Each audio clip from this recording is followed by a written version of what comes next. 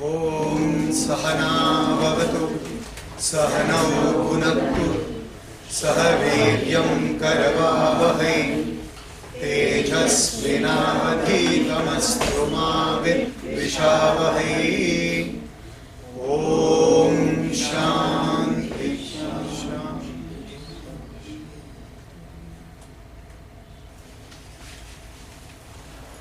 Today, because your regular teacher, Sri Ramaswamy, could not come, so he was asking me to give a talk for an hour on some topic which would interest the public.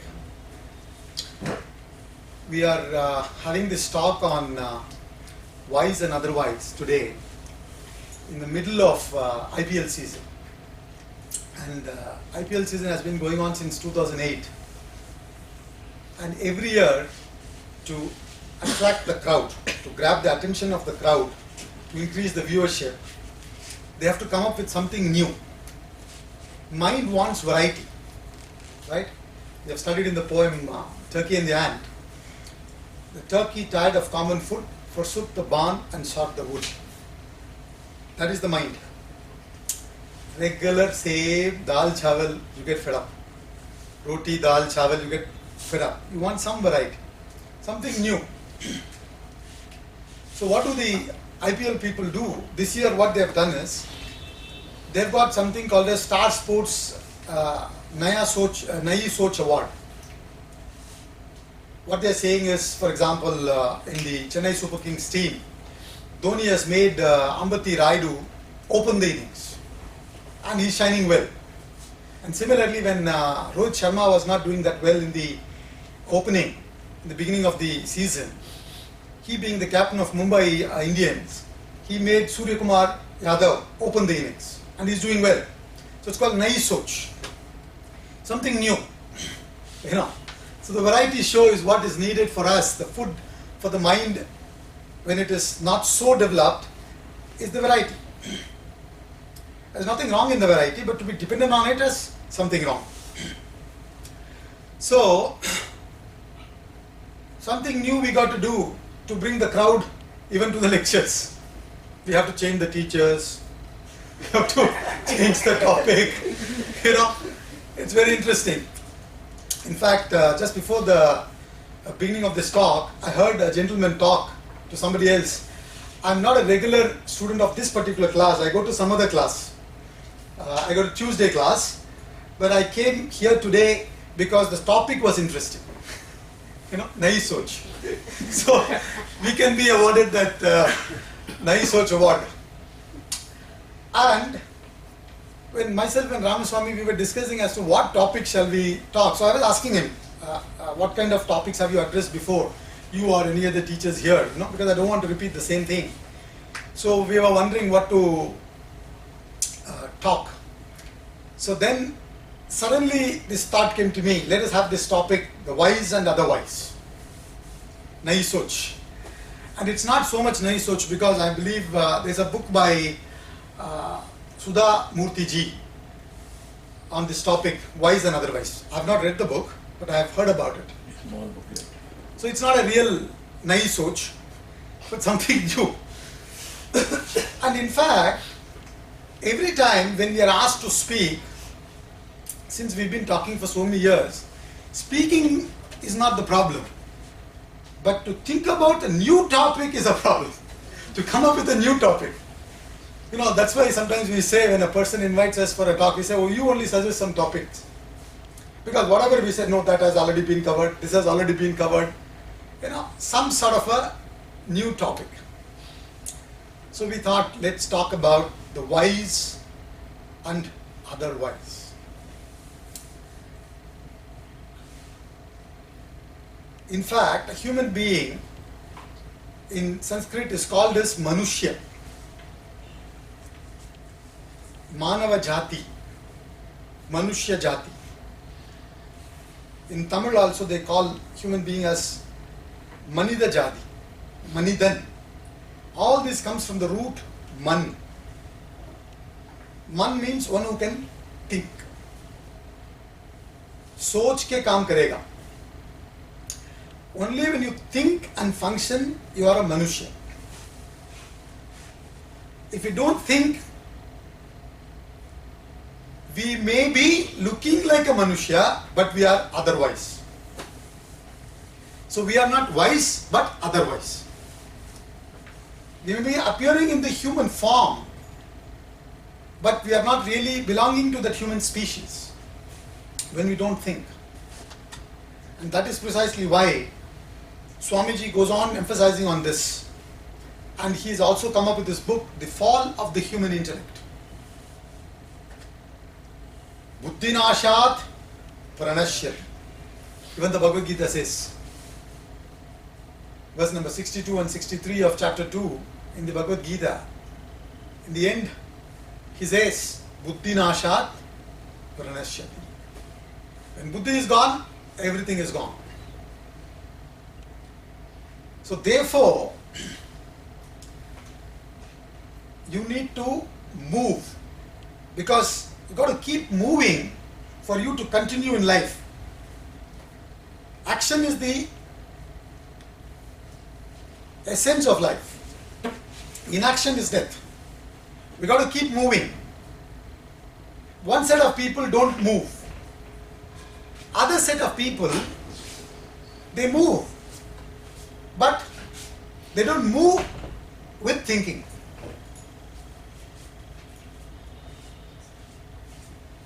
Either they don't move or they just run without thinking, like chicken without head.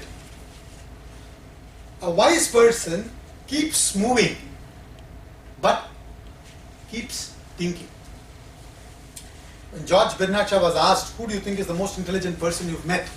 He immediately said, my tailor, because he takes fresh measurements every time I go. You've got to be constantly thinking. If you rest, you will rust. Therefore, you have to constantly be on the move. But at the same time, make sure that you got to keep thinking. That is the most essential thing. And this may give us an idea that a wise person is somebody who is different. Yes, you can say that he is different, but not necessarily different. He may be original, but he is not necessarily different. In fact, if I ask you to close your eyes and bring the picture of a sannyasi in your mind, what would come in your mind? What kind of picture would come in your mind? Kashaya Vastram. Kashaya Vastram. Vastram. Meaning?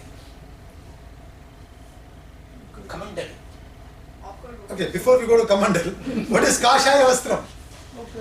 Ochre robes. Orange colored robes. Long beard. In fact, Swami Chinmanandaji very lightheartedly says, we think that the longer the beard, the greater the Swami must be. You know, the beard will be sweeping the floor, then he must be a great Swami.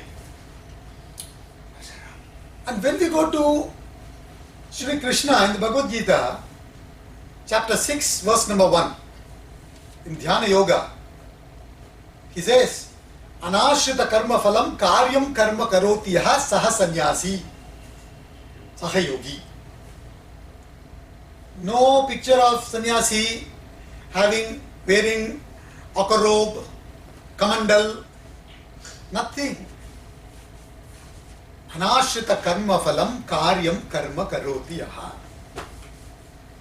saha sannyasi.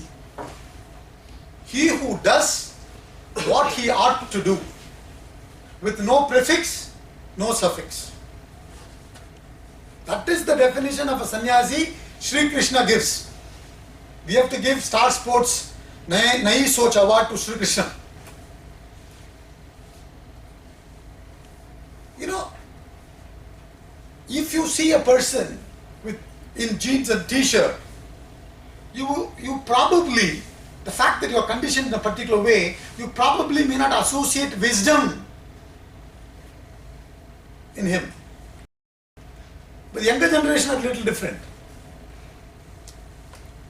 So that's why I said, a wise person is different, but not necessarily different, but definitely original.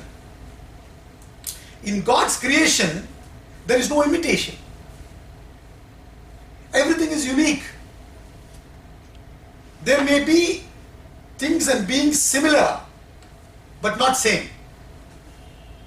Everything and being is unique. There is no imitation. Imitation belongs to the mind. But a person who uses the intellect, he is original. There is no imitation. He or she is original. But in the world today, in the name of being original, many of us are different, or showing to be different. If everybody is wearing sari, the pallu on this side, the person who wants to be looking different wears the pallu this side. If everybody is combing the hair this way, the person who wants to be different combs another way. It's not trying to be different, but being different from within. So therefore, we need to understand that we have come into this universe alone, we go alone, we exist alone, and we should live without selling our uniqueness. A wise person never mortgages his or her uniqueness. That is the beauty. A rose simply remains a rose. It doesn't want to be some other flower, a jasmine or anything else. But it's only the human being who does this. Imitation.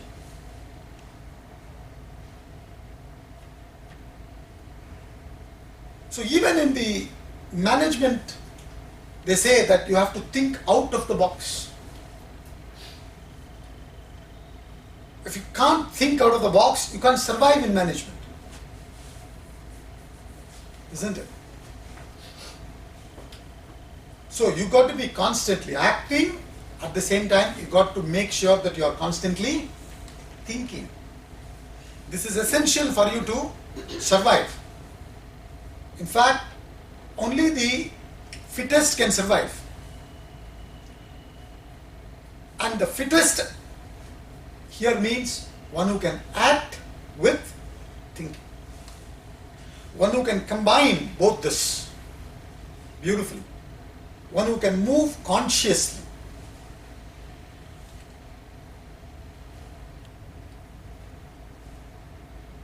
Our thoughts today are running so fast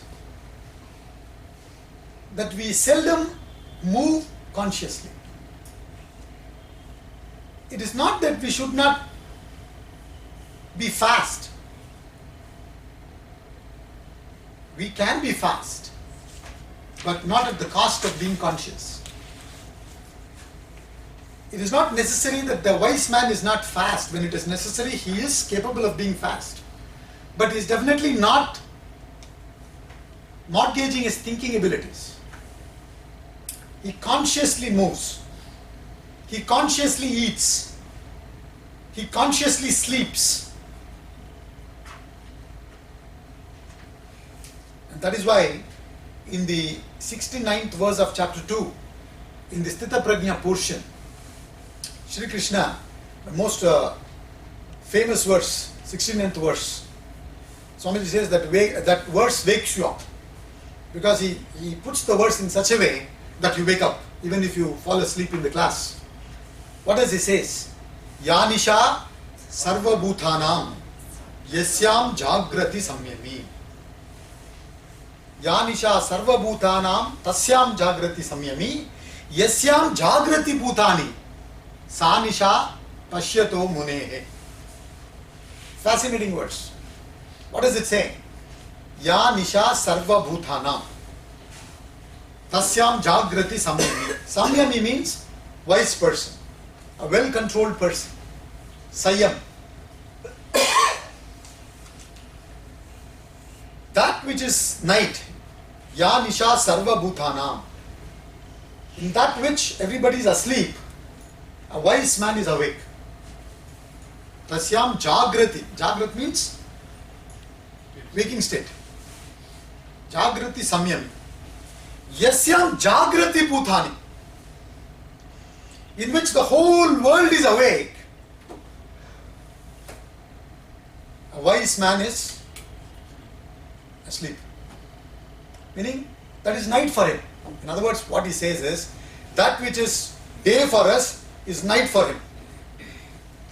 And that which is night for us is day for him. Completely ulta.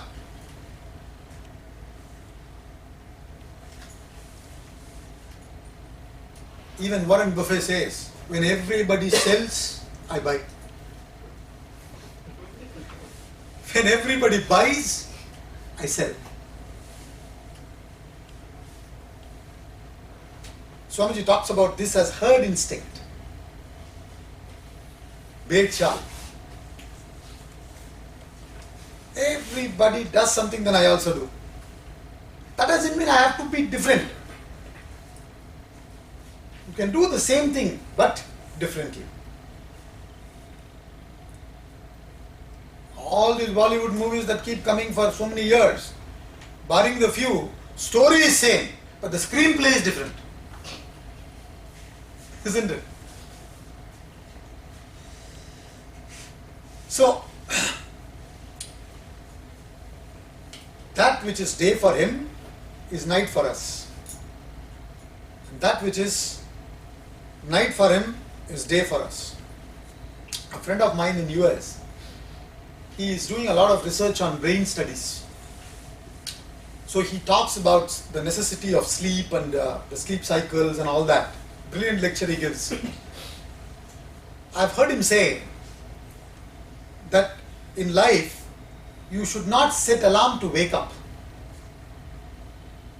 You should set alarm to go to sleep. Star Sports Nahi Soch Award. A wise person thinks originally. Why does he say so? Why does he say that got to set alarm to go to sleep? See, when we are otherwise, we abuse science. When we are wise, we use science. That's the difference. Thomas Alva Edison invented the electric bulb. And we are all abusing this invention. On Sunday, there is very few people who meets the sun. Sunday means I only go to sleep late or early in the morning. Then get up in the evening.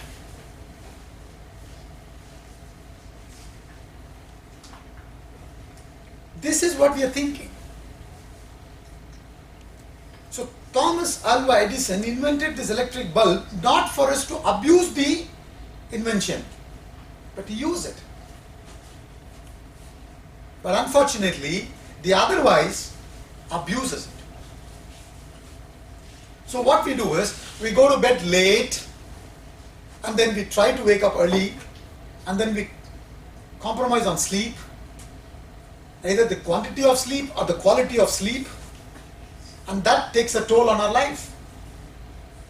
So if you lead a disciplined life, you go to bed early, like in the ashram. We also keep saying in the ashram we get up at 4:15 a.m., 4:15 a.m. We should start saying something different. We go to bed at 9. You understand? We go to bed at 9. So we are able to get up at 4:15. And we have an hour sleep in the afternoon. You call it sleep or nap or whatever. There's an hour sleep in the afternoon. And we go to bed early. So we are able to get up early.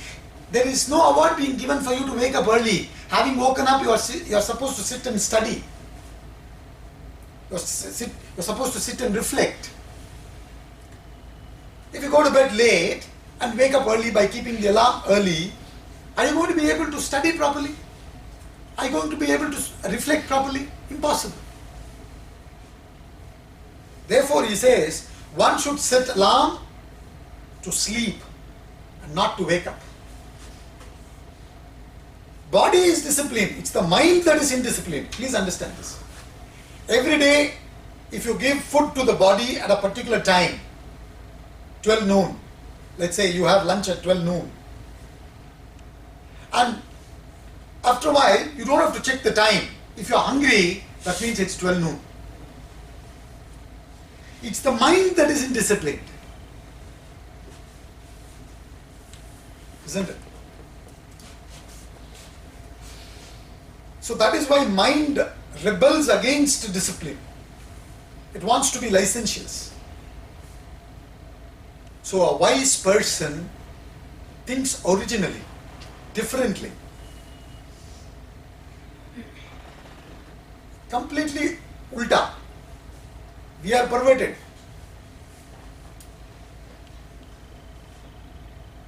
So therefore, we need to understand, even in this topic, wise and otherwise.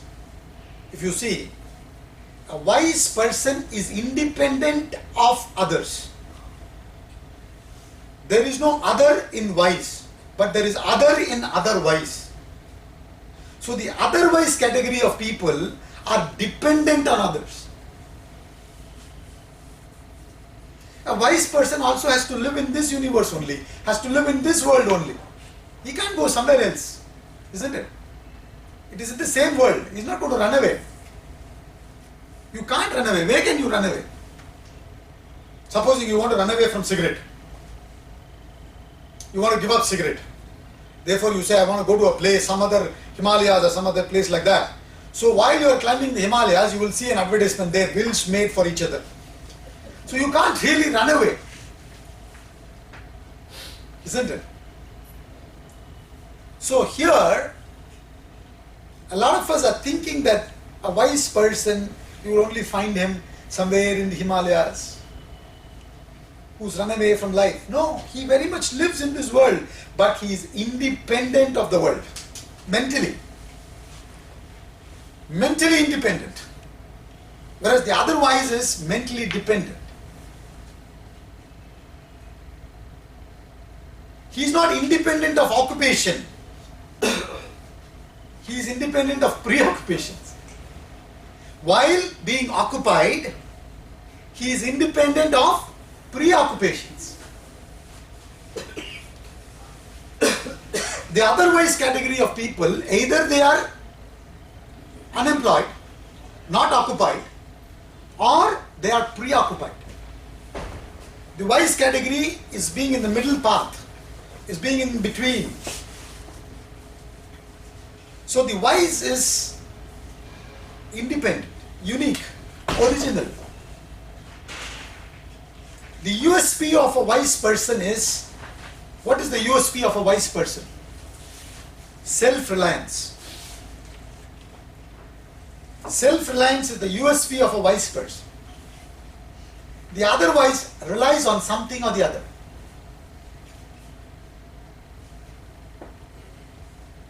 The unique selling point of a wise person is self-reliance. Absolutely zero dependence on the world. And how is this possible? Because he questions the obvious. That is the most difficult thing. Swamiji also keeps saying, question, question, question. You got to question everything. How do you build the intellect? When somebody asks Swamiji, how do you build the intellect? He says, question everything. Don't take anything for granted. And when we say question everything, we have to question the obvious. What stands in between perfection and us? What stands in between God and us? Anybody? Silence. Desires. Desires. Ego. Ego. I'm taking a break. So. What stands in between us and God?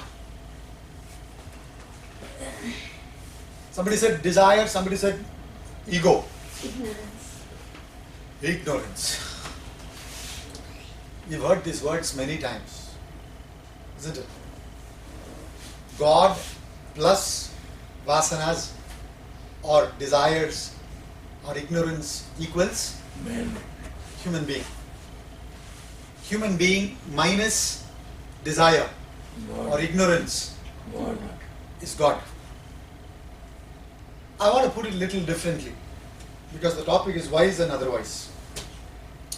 What stands in between us and God, us and perfection, is our knowledge. The trouble with most folks is not so much their ignorance, but they're knowing so many things which ain't so. Josh Billing says the trouble with most folks is not so much their ignorance, but their knowing. He puts that knowing within inverted commas. That knowing is the problem. And we don't question what we know. What is obvious? Somebody asks you, who are you? I'm a woman. Who are you? I'm a man. Because that's obvious. You say, yeah, what's your problem? It's obvious. I'm a man. I'm a woman. What's your problem? You seem to have a problem for everything. That's why it said, don't go to these weekly study classes. You will become little, thoda sa, ulta ho jayega. Yankee. Being a man or a woman is your sex, that's not you. When did you become a man or a woman? That's your sex, that's not you. Isn't it? When did you become the body?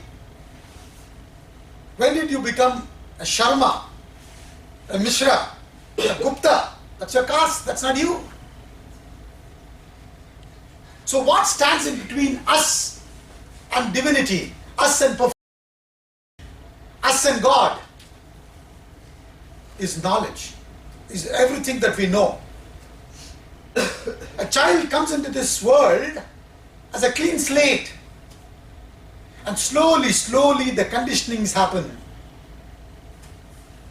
Recollect the example Swamiji gives in the Vedanta Treatise book, in the very beginning.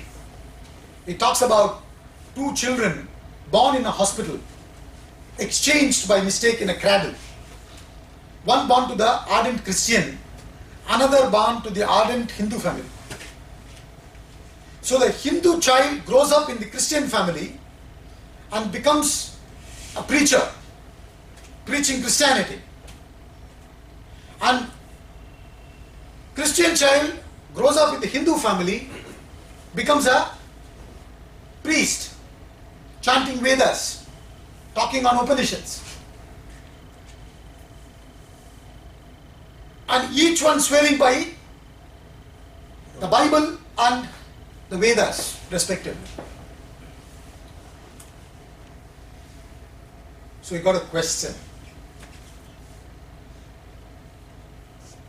You understand?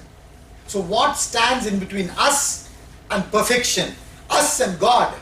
What is the difference between wise and otherwise? Is this knowing too many things which ain't so. So question the obvious, and there is a problem. The moment I question the obvious, I will be left alone. Isn't it? You have to say A for apple. Then they are fine. Supposing you say A for aeroplane. I think, Baba, A for apple. Society doesn't want these kind of people. Because to be able to question, to think and question the obvious means you might have to go against the society. I'm not saying you have to, you might have to.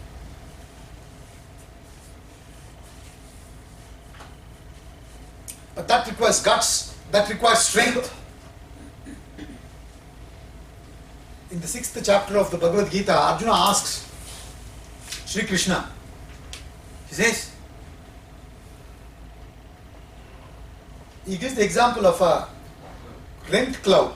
He says from the total cloud, a little portion of the cloud separates. And that little portion of the cloud can be washed away by a blowing wind. So similarly, when I extricate myself from the crowd, and think, at the moment you start thinking, you belong to the minority. You understand? So the moment you start thinking, you belong to the minority. So you will become like the rent cloud. So Arjuna asked, will I not be washed away like the rent cloud? Because the crowd is enjoying every Friday night, Saturday night, discotheque, this, that, everything. Now I am withdrawing myself, going to bed early because I want to come for Upanishad class in the morning. So I am withdrawing myself and being little different, nahi soch. So alag se soch karke I am not following the crowd. Now after coming to Upanishad class and attending the class for so many years, I am not seeing much of a difference in me. This is what my wife is also saying. So many years you are going to the class and nothing much is happening. You understand?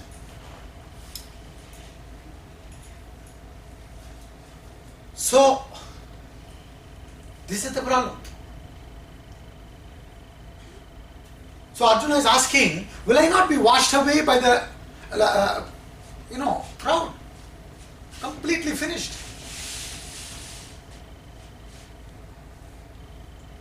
Because neither have I enjoyed the discotheques, not have I crossed the conditionings and become unconditioned. This in-between stage is a very big problem. That's the period you require a lot of strength from the Guru. Because neither here nor there. And to him Sri Krishna answers, Nahi kalyana krit kaschit durgatim tata gacchati. Once you started thinking, you cannot have durgati. Impossible. See, earlier days we used to have this analog cameras. Now everything is digital. In fact, even the cameras are becoming extinct now because mobile phones does the job. I have excellent cameras in the mobile phones. All digital, isn't it? But those days, we used to click pictures, and each film roll, you could take about 36 or so. And then the film roll was called as negative. And you have to very carefully roll it and put it in a box and close it and take it to the studio and give it to him and say, please develop it. And to develop that, he used to take that film roll inside a dark room. Because if the negative is exposed to light, it cannot be developed. So the moment you start thinking, when you expose all your negativities to your thinking, it will not develop. Impossible.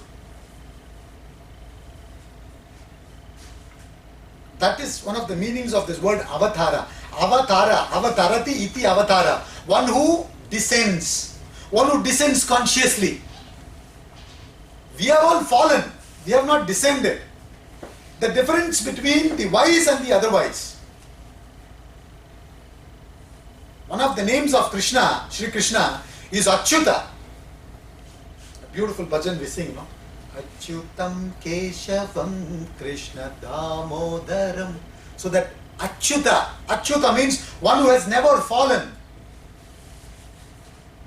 You cannot fall into a pit consciously, impossible. You can consciously get into the pit to bring a person who has fallen into it. To bring a person out of the pit who has fallen into it unconsciously. Isn't it? If you are talking on the mobile phone and walking, you can fall into a pit. But when you consciously walk, can you fall into a pit?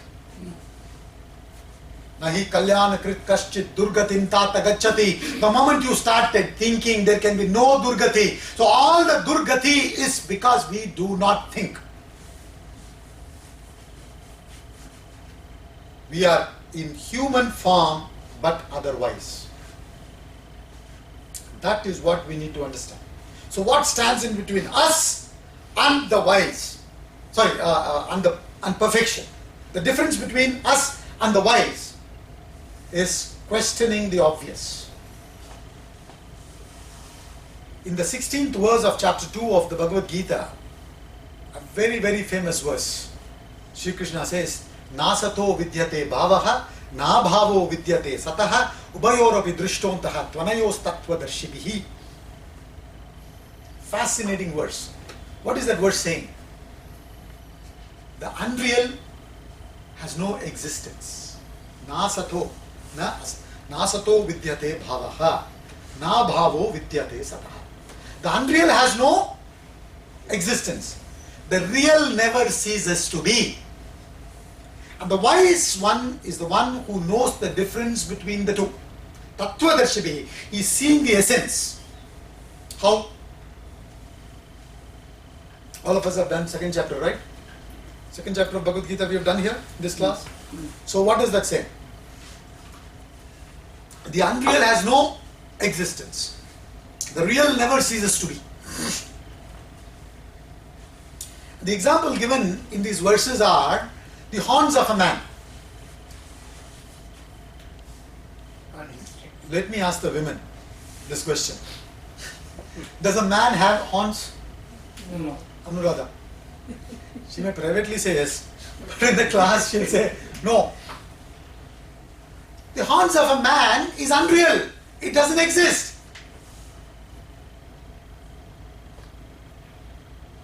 The tail of a monkey, does it exist? Yes. Only two people are saying, others are not saying. Either you are asleep or probably you are not having that energy early in the morning. We probably have to supply some tea and all that. Does a man have horns? No. Does a monkey have tail? Yes. Better. So, the horns of a man doesn't exist, the tail of a monkey exists. So what's the big deal? So what is the big deal in this verse? One is true, one is false. Which is true, which is false? See, the wise man never utters a word unless he wants to convey something. A beautiful quotation is there by Plato. He says, the wise talk because they have something to say. The unwise talk because they have to say something. Going on talking like a chatterbox because they want to say something or the other. That is why as soon as you go back from the class, children are pretending either they are studying or sleeping because everybody is worried because this fellow has come back, he will start lecturing now. Because he is unable to keep the lecture to himself. 1 hour he has heard the lecture. As soon as I go home, I want to vomit it out. Everybody is scared. Baba, this fellow is coming back from lecture. And when you tell them, please come to the class, they are worried because they will also become like you. That is the problem. Plato beautifully says, the wise talk because they have something to say. The unwise talk because they have to say something. They have nothing, they have to say something. So that is the problem. So therefore, you've got to think and function. So when he says, nasato vidyate bhavaha nabhavo vidyate sataha ubayoropi drishtontaha tvanayos tattvadarshibhihi, what is he trying to say? The unreal seems to be existing now. This body is unreal. But are you seeing this body or not? This body seems to be existing. Even though the body seems to be existing, it has no existence. But are you seeing the self? Don't give me heart attacks. If you're supposing say yes, then you know. So, you don't see the self, but you see the body. The body is really non-existent. The self alone exists. But the self seems to be not existing. And the body seems to be existing. So what is obvious? A wise man questions.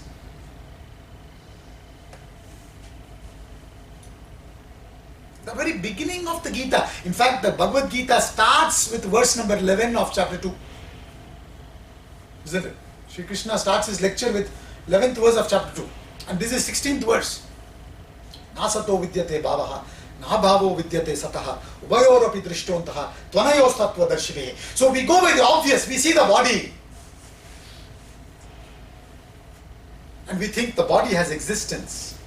We don't see the self, so we don't see the existence of the self. And therefore we say, oh, be careful with these people when they say that you are not the body, you are not the mind, you are not the intellect, you are the Atman, the self. Be careful. Be careful. We are afraid of words of wisdom. We are afraid to think. Like I said, because then we will become like a rent cloud. We'll be separated from the crowd. Then we lose them. In fact, in the Plato's metaphor, he talks about this. A generation of people were living in the caves. They were just living in the cave. Their only entertainment was to make fire using friction. They rub two stones and then through friction they create fire, and then they see their own shadows and they enjoy. Just dance and enjoy. That's all they were doing. So one fellow from the group started questioning, could this be the end all and be all of life? Is this all? Just wake up, dance, eat, sleep, same thing, routine, mechanical existence. Could this be the end all and be all of life? He questions. And he goes and talks about it to certain people. They say, hey, yaar, what happened to you? Pagal ho gaya? No, yaar, nothing else. Just enjoy. We've been living so many years. You are more intelligent than us. I'm 90 years old. I'm telling you. There's nothing else. But it was difficult for him to continue. So quietly, without telling anybody, he left away from the crowd. He started moving. And after walking for a long distance, he turned and saw he could not see his people. And he turned the other side and saw there also he was not seeing anything. He's now come in between, neither here nor there. Most difficult time, and his mind was saying, get back, get back, get back to the crowd, get back to the crowd, there may be nothing. He said, no. He told the mind like Jesus Christ said, get thee behind me, Satan, I will have nothing from thy hands. And he started moving ahead. And after moving ahead after a long time, he saw a small diamond like a thing far away. That was actually the opening of the cave. So that gave him little confidence. He started moving ahead further. And as he was getting closer and closer to the mouth of the cave, the diamond was becoming bigger and bigger. And finally, he came out of the cave. And then he experienced completely different from what he has been experiencing. Totally different. The flora, the fauna, the rain, the sun, the moon, the cool breeze, the hot sun, everything was totally different from his erstwhile existence. So after enjoying it for a while, he says, okay, let me go back and tell my friends that there is another kind of living, completely different. He went back and he told them, but they wouldn't listen. They said, till now we had doubts, abhi confirm ho gaya. Because there is no language, there is no communication between the conditioned and the unconditioned. There is no communication. But there was one wise fellow, one weekly class member was sitting there. He said, I'm with you. And they both quietly left. And he brought him out. He also experienced. And he said, now it's your turn to go and bring them. I'm free now. And this is what the story Swamiji gives, this Plato's metaphor, in the Guru Purnima lectures. That's how he begins. To tell how the Guru Sishya Parampara started. So to question the obvious, unless you question the obvious, you cannot become independent. It's impossible. You forget it. And it's a very difficult thing to do. question our knowledge? Do we bring out everything I know?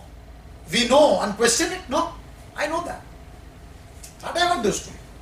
Keno Upanishad I know, but Kaivalya I don't know. We don't know Keno, we don't know Kaivalya, we don't know anything.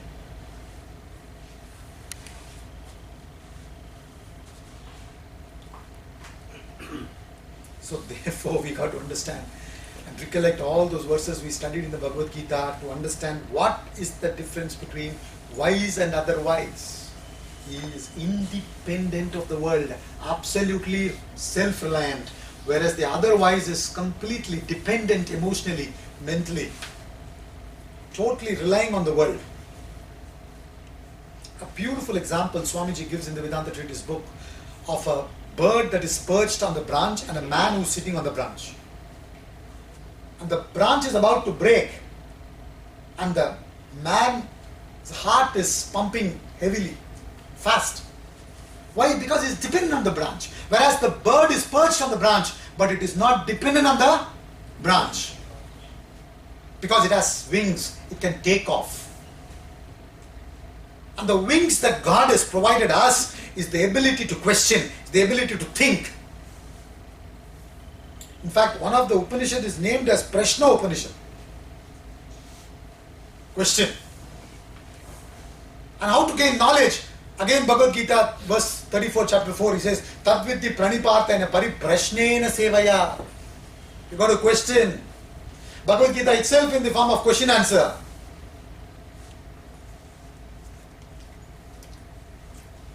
Yet we don't question.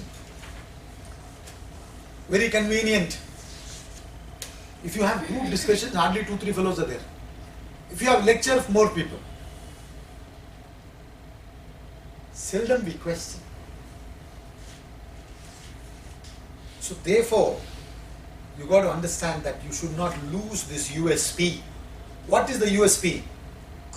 The ability to be questioning and being unique. And question the obvious. Even at the cost of being alone. A wise man is alone, never lonely. Whereas the otherwise person is lonely even in a crowd.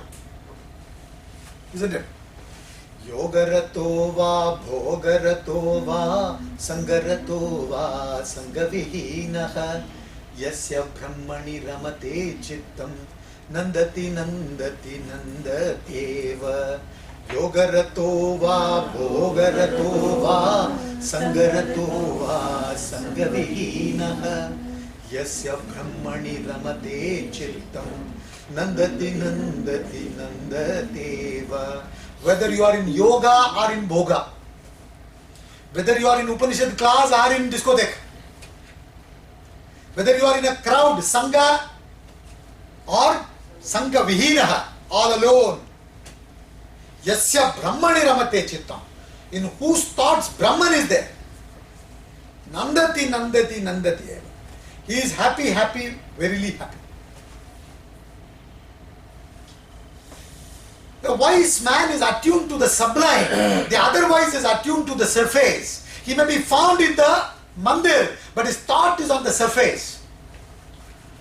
The wise person, even though he may be in the surface, but his thoughts are always attuned to the sublime. You cannot separate him from the sublime. You understand? Even in a crowd, we are alone. You know, there would be few people sitting and gossiping.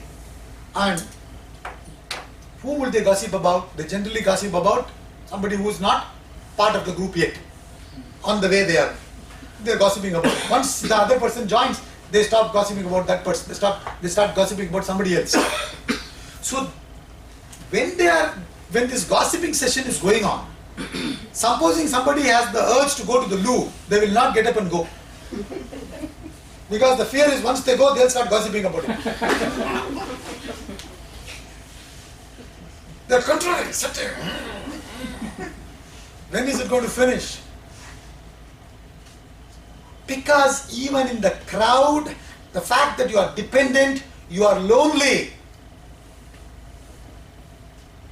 If you are independent, in a crowd also you are always alone. You are unique, you are different. You are a thinking category of a person. So therefore, we got to understand that this is the uniqueness. Another interesting point that came to my mind was, a wise person and otherwise person, another interesting difference is, the otherwise is afraid of death. The wise person is afraid of birth. Isn't it?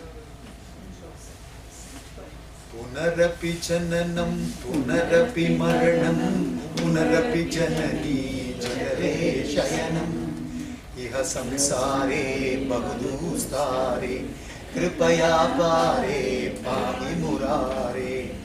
Punarapi jananam, punarapi maranam, punarapi janani janare shayanam, iha samsare bahudustare, kripaya pare pahi murare. We are afraid of death. A wise person is afraid of birth. You know, this in the modern days, how they find out your phone number is something unbelievable.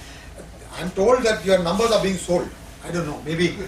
But they get the numbers, and sometimes we also get calls from, you know, this banks and all sorts of financial institutions. They call and say, "Sir, congratulations." I say, "What for?" "You've been chosen for a what is this? Award. No, interest-free loan. Interest-free loan of some huge amount." I'm wondering on what basis. They said, "There is no requirement, nothing you have to do, sir. You just have to say yes, no."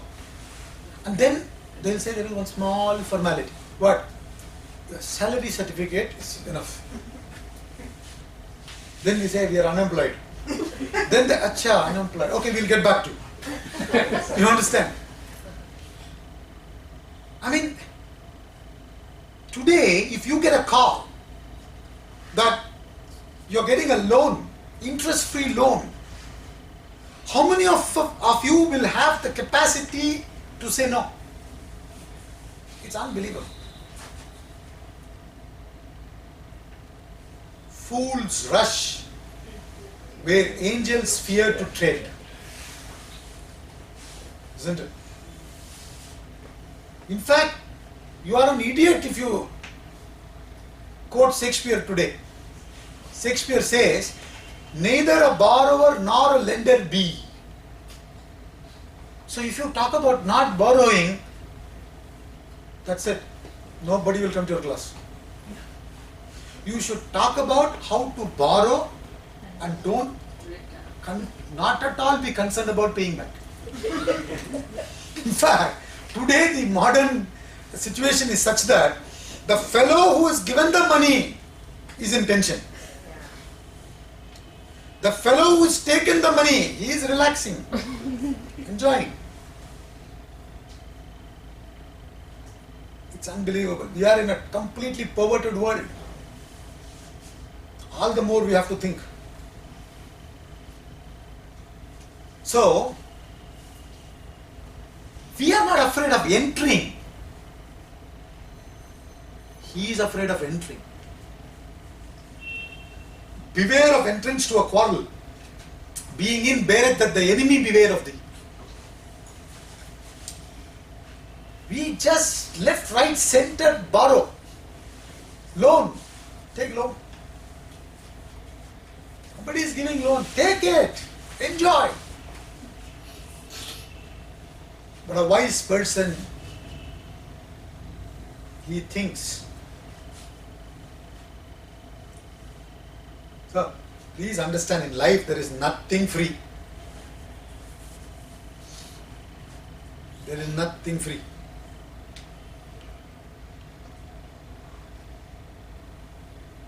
You will have to pay the price for everything.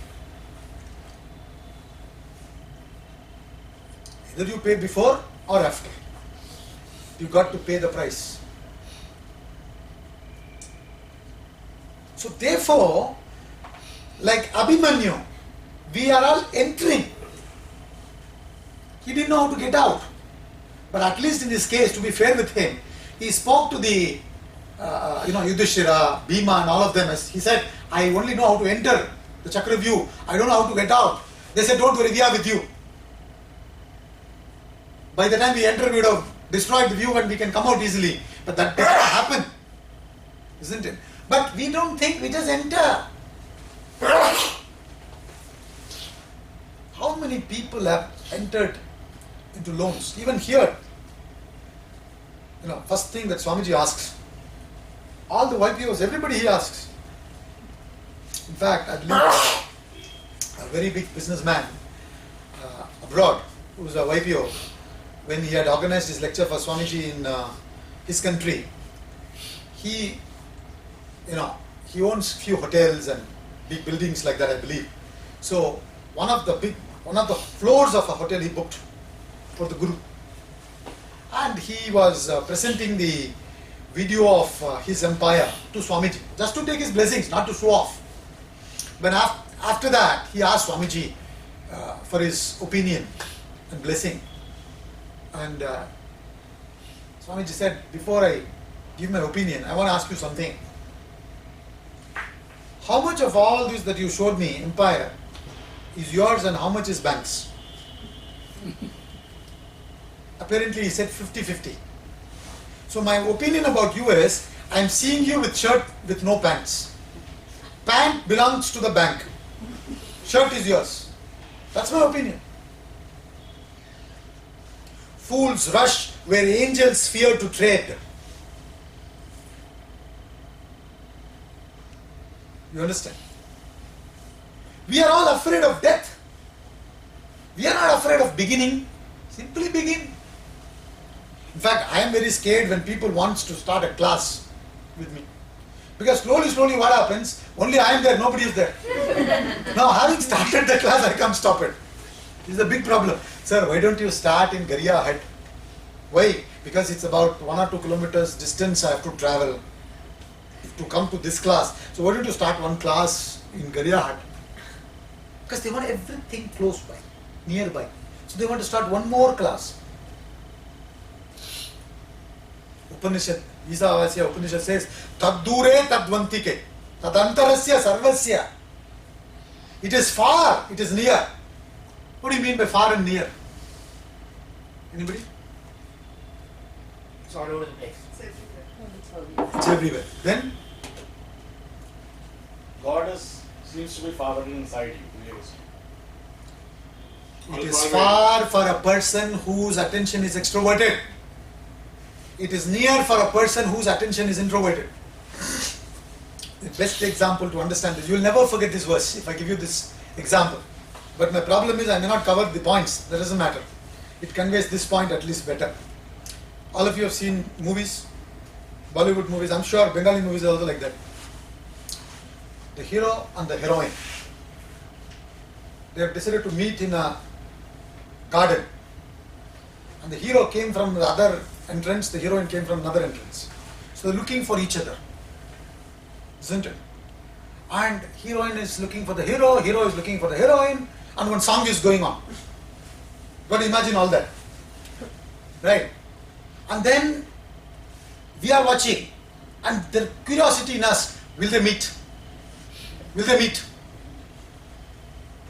And they come close, and they started walking backwards. Right? They started walking backwards, they come very close, they come back to back also. Are they near or far? Near. Far. Actually, they don't see each other. Now you answer the question. Are they near or far? Each other, they don't know. They are near physically but far mentally. Exactly. That's exactly the situation that we are in. Tadure, tadvantike. It is far, it is near. It is far for a person whose attention is extroverted. Even if you have the class in their house, it is far. It is near for a person who is introverted, even if the class is happening in Jamshedpur. Please understand this. This is the difference between the wise and the otherwise. Isn't it? So, he is afraid of death. Sorry, birth. We are afraid of death. Mindlessly we start. One of the interesting quality Sri Krishna talks about in the Gita of a wise person is Sarva Aramba Parityagi. He doesn't start anything, or even if he starts something, he doesn't think that he has started. Our case is ulta. We start everything. Before we establish one business, we start 5. Why? Because we are getting loan. Establish one, make it self-sufficient, make it self-reliant. No, we have no time, we are in a hurry. Please understand, if you are in a hurry, you can never meet. You understand? If you are in a hurry, you can never meet hurry. Impossible. So therefore, we are not thinking. If you think, you will be worried about starting, not ending, because that which had a beginning will have to end. This, see, every one of you came to this class because you knew it will end. Isn't it? Supposing you are told class will start, but when will it end, we don't know. Maybe it will not end, nobody will come. You all came because you know it is going to end. That which had a beginning will end. What is the problem? So the wise man is not affected by the end. The wise man doesn't want the beginning. Unnecessarily, why should I start a samsara?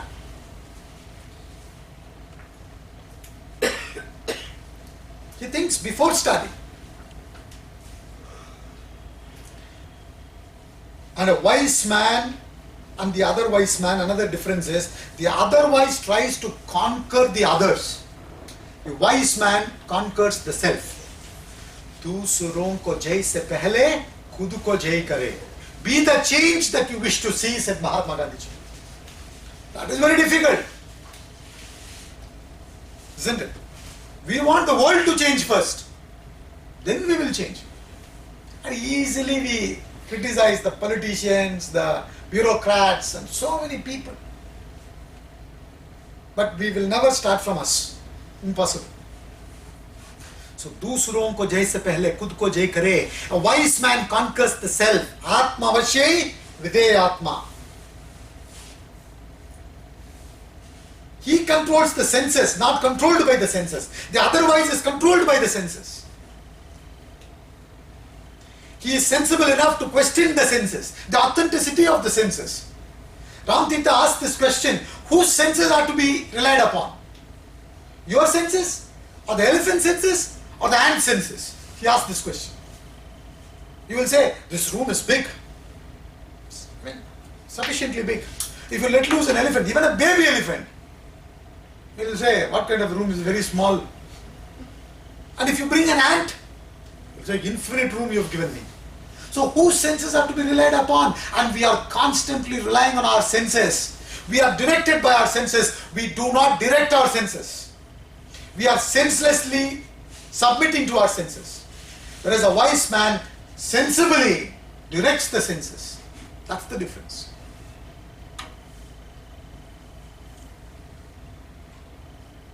So,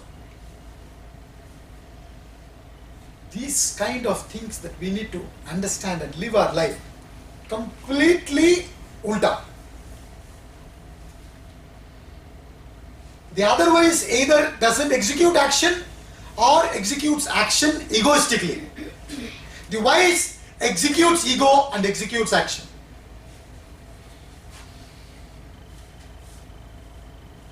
The wise focuses on contribution, being a contributor. The otherwise is a consumer. The wise is interested in giving. The otherwise is interested in taking. Even in taking, the wise is a giver. The otherwise is even in giving, he is a taker. How? Every now and then the bowler bowls over googly to make us bamboozle when we are playing cricket.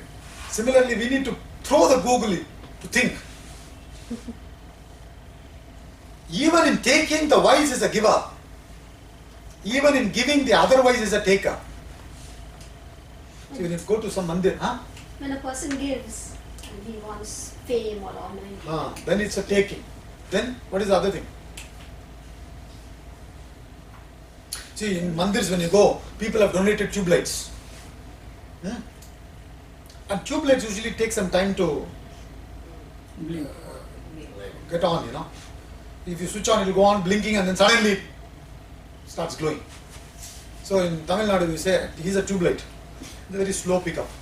So the tube light is switched on. You see on the top of the tube light, donated by so and so. Even though he's a giver, he's a taker.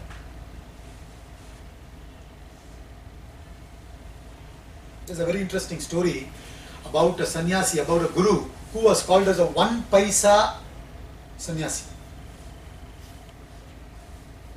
1 paisa guru. What is this 1 paisa guru? He was a great guru, simple living guru, a lot of following, but to all his disciples, he says, give me 1 paisa, give me 1 paisa, give me 1 paisa. His disciples said, Arey yaar, this man is a very great man, but why he is going on asking, give me 1 paisa, 1 paisa, 1 paisa? Understand? They know that he is not really a taker, but why he is asking 1 paisa? Because by taking, he wants to make you a giver. You understand? Even in taking, he is a giver. We are takers even when we give. It's a totally different thing. We are all acting pushed by incentives. The wise acts inspired. For the wise, action is the reward.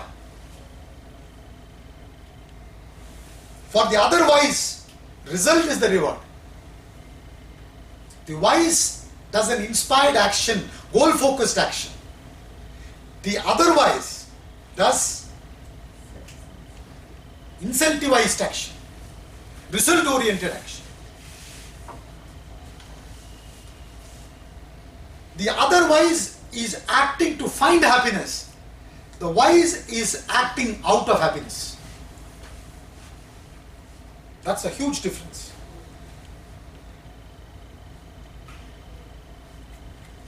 The wise has no otherness, and the otherwise is full of otherness. The wise do not grieve, the otherwise only grieves. The very first verse of Bhagavad Gita, Lord Krishna gives the verse. He says, Ashochan anvashocastvam prajnavadamscha bhashase gatasu nagatasu na anusochanti panditaha. The wise people do not grieve for those who have come and those who have gone. There are only 2 categories of people in the world. Those who have come and the other is? Those who've gone. No, those who are going. Those who have come means going. Those who are going and those who are gone. So the wise do not grieve for those who have come and those who have gone. Why do they not grieve? Why do they not grieve? Because they don't want what's come has to go. Natvevaham jatunasam natvam neme janadipaha. Never indeed was I not, nor you, none of, even these rulers of men, none of us will cease to be hereafter. That's verse number 12. So the wise people do not grieve because they know the I is never born, and that which never born never dies. Therefore they do not grieve. Yet Arjuna, you are speaking words of wisdom, but there is lot of grief. Ashocyan anvashochastvam prajnavadamcha bhashase gatasu nagatasu na anushochanti panditaha. The wise people do not grieve, the unwise goes on grieving.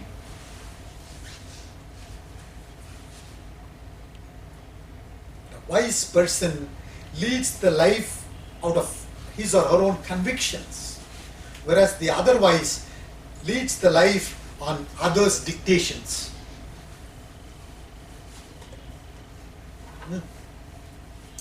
Live your life on your convictions, not on others' dictations. Be original. Don't be an imitation. A plastic flower may live 100 years, but it is plastic.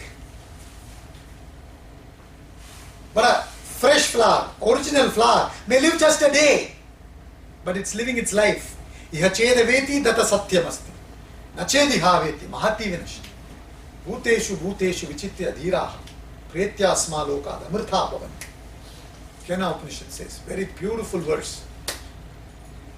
So, while living, a wise person knows the art of living. That's why he's called as a muni, or a sage, or a rishi. Because he knows how to live. He lives without getting trapped. We do not know how to live without getting trapped. In fact, in Tamil, the word for trap is puri. The rat trap is called as eli puri. How do they trap the rat? Usually they keep dal vada or some roti, something to attract, isn't it? Attract. And getting attracted by that smell, the rat goes and gets trapped. We are all getting trapped the moment we hear the word free. Please understand, free means it's a trap. A wise thinks like that. He gets trapped. So, a wise person lives and he knows the art of living because he lives without getting trapped. The unwise exists, but it doesn't know how to live without getting trapped.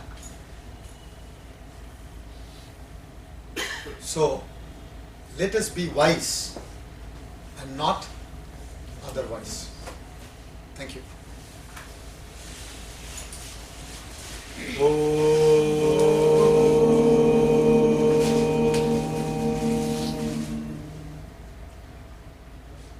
Om Purnamada Purnamidam Purnat Purnamudachyate Purnasya Purnamadhaya Purnameva Vashishyate Om